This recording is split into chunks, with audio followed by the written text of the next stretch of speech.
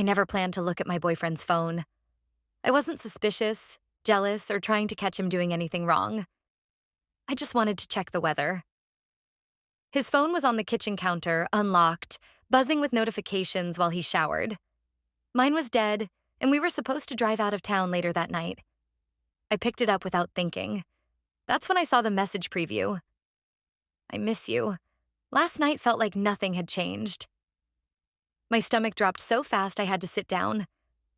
I told myself it had to be a mistake. Maybe it was an old message. Maybe it was taken out of context. We'd been together for 4 years. We lived together. We talked about marriage. You don't just accidentally have messages like that. But my hands were already shaking as I opened it. The conversation wasn't new. It wasn't vague. And it definitely wasn't innocent. They talked about meeting up while I was busy, about how hard it was pretending they were just friends, about how she hated hearing about me but couldn't let him go. I scrolled and scrolled, hoping I'd hit the end and realize I misunderstood. I didn't. The worst part wasn't the flirting. It wasn't even the emotional intimacy. It was the way he talked about me. Calm, detached, like I was an obstacle, not a partner. She doesn't suspect anything, he wrote at one point. I felt embarrassed more than angry. Like everyone but me knew what was going on. I heard the shower turn off and quickly locked the phone, placing it back exactly where I found it.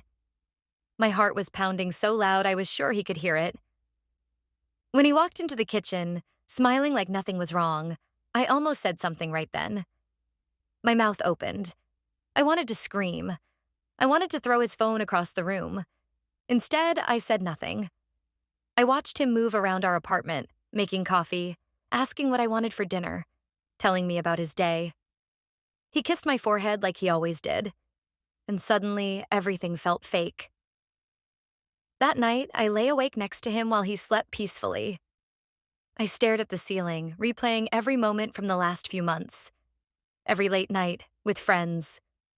Every time he said I was overthinking.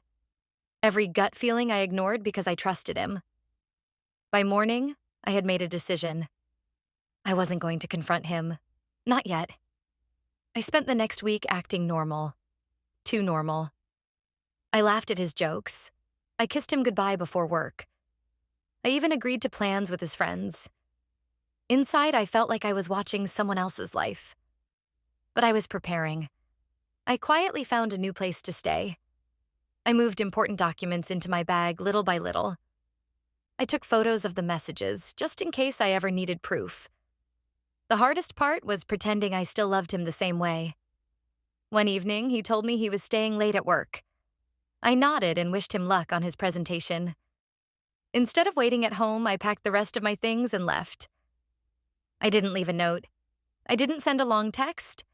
I just blocked his number, deleted him from everything, and walked away from 4 years of my life. The next day, mutual friends started reaching out, confused. He told them I randomly disappeared and that he had no idea why. I never corrected him. Sometimes I wonder if I should have confronted him, if I should have demanded answers or closure. But honestly, the messages told me everything I needed to know. The hardest lesson I learned wasn't that he cheated.